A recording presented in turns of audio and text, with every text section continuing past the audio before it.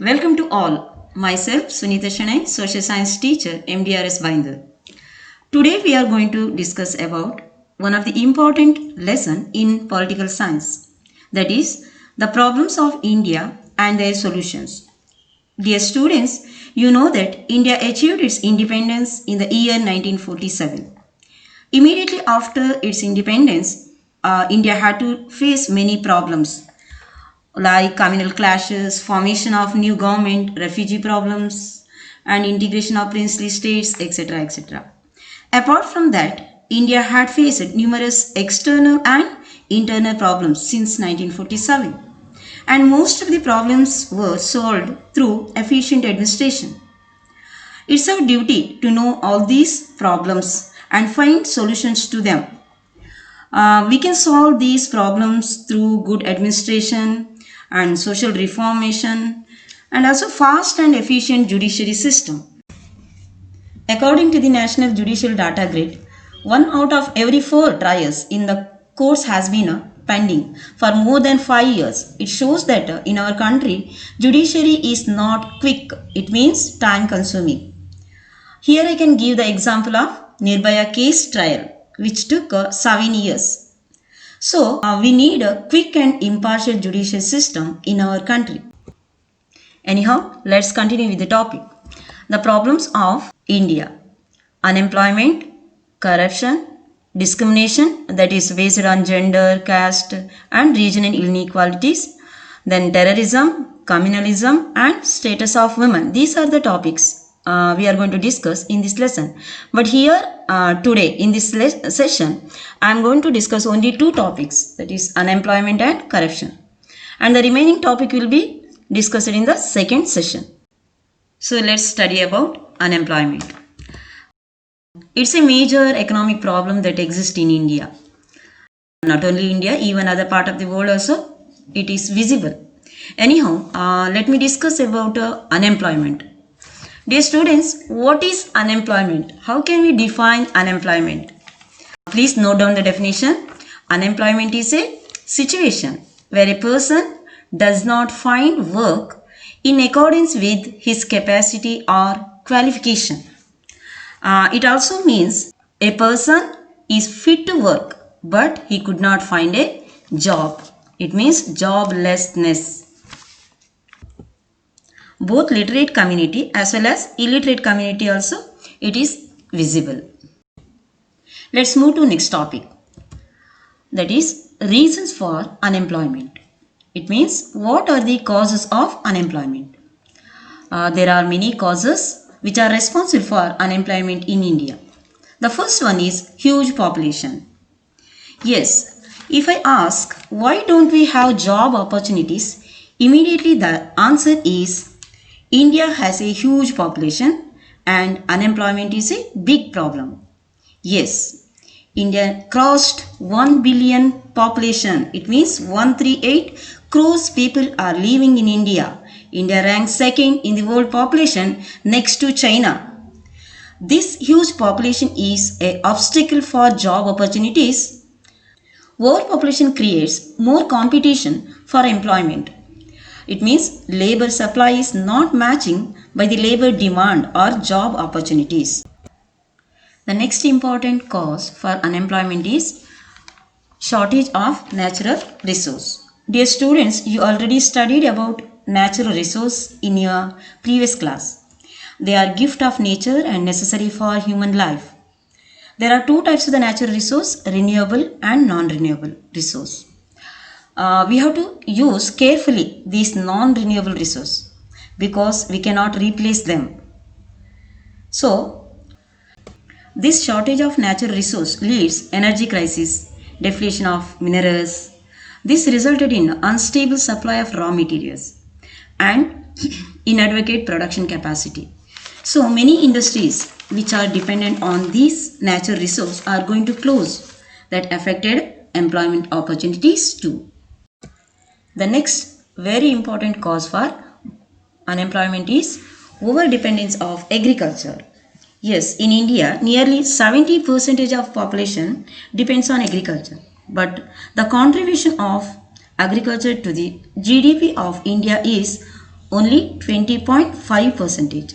It shows overdependence of agriculture. The next cause is ruined cottage industries. What is cottage industries? Cottage industries are run by a person with the help of his family members.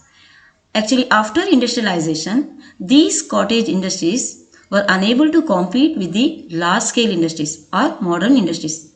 That is why they collapsed. It means they stopped. As a result, large number of people are going to unemployed. The next important cause is lack of skill based education. Today we are living in a modern world where science and technology plays very important role.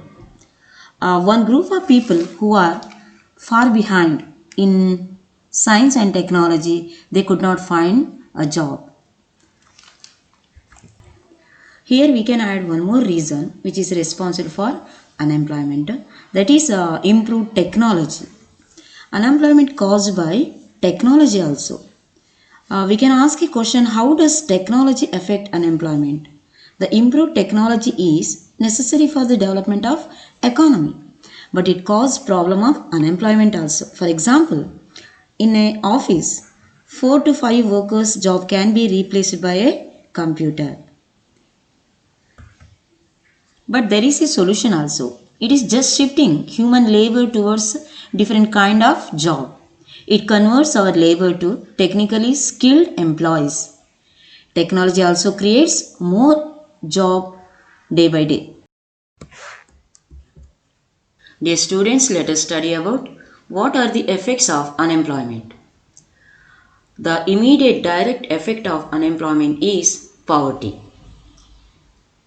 I can say like this, if there is no job or work, there is no salary or wages. If there is no salary, there is no income. If there is no income, we cannot meet our basic needs. It means it is poverty. And one more effect of this unemployment is lower economic growth. Young people find wrong way to earn money, and also lack of basic facilities, low standard of life. These are the main effects of unemployment. Let us study about what are the government measures undertaken to solve the unemployment. Both the central and state governments have taken various measures to generate job opportunities for people. Some of them are here. Dear student, note down the points one by one. The government has taken many steps to improve the skill level of the job seekers. That helps the people to offer or get more job opportunities. And the second one is providing loans and subsidy to self-employed. Third one is inculcate world-class skill to our people. It means we have to provide opportunity to our people. It means we have to give more skill-oriented training to our people so that they can compete with the world market. Our product should get demand in the world market. And the last one is providing job-oriented courses to all. The next topic is corruption. Corruption is one of the worst problem India is still facing. It's also a social evil in the public life of India. It has spread to all strata of the society. So let us study about what is corruption. How can we define the word corruption? Here the definition is corruption means offering bribe and following any other illegal means to achieve some illegal benefits. In other ways, we can define like this: misuse of public authority for personal gains. We already know that corruption is a social evil. So let us study about what are the bad effects of corruption. Here also there are many points. Please note down. First one, corruption influences negatively on both personal as well as public sphere of life. And the second one is it influences the economic social and political life of a country negatively, not positively.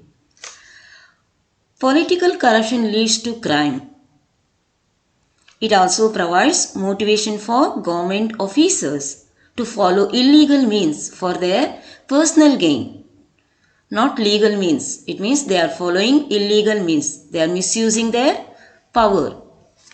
Then next one is it nourishes the misadministration. Finally, we can say it leads cheating, violation of international exchange, and also slow down of work. Here, slow down means intentionally pending the work for their personal benefit. They are expecting money or some kind of gift. Corruption is a form of dishonesty or criminal offences undertaken by a person or organization for one's private gain. So let us study about forms of corruption. The first one is bribery. Second one is caste favorism. It means we are favored to our caste people. The third one is nepotism. It means favoring our own relatives. And intention slow down of work. I already told you, keep on pending the work for some reasons. International smuggling, economic offences, tax evasion, all come under the forms of corruption. Dear students, we know that corruption is like a spreading disease in personal as well as public life. It is impossible to root out corruption by either rejecting it at personal level or just going along with it. It can be rooted only through the strong public ethics, morality, and personal commitment. There are few steps to eradicate corruption. Let us see one by one. First one is ethical political leadership. Ethical leadership helps to carry good practices. It means value-based leadership.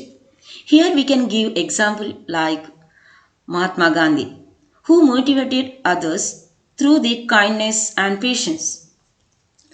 And second one is good politicians can also stop this corruption.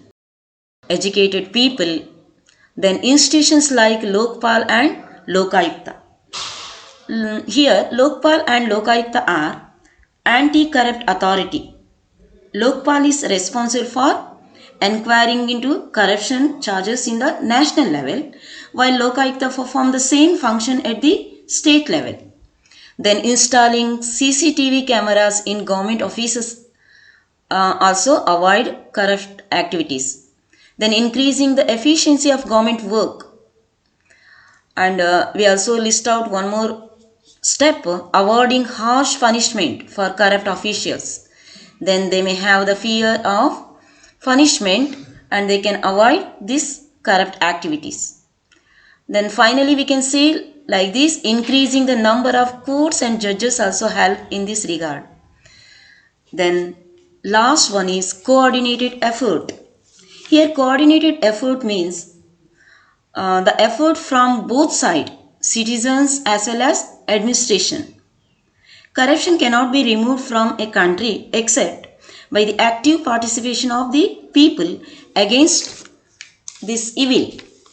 As long as people are willing to be exploited by the corrupt officials, are willing to exploit the corrupt system for their advantage, corruption cannot be eliminated. So citizens have major role in a fight against corruption, as ultimately we are the feeders to corrupt. Thanks for watching. Meet you soon in the second part of this chapter.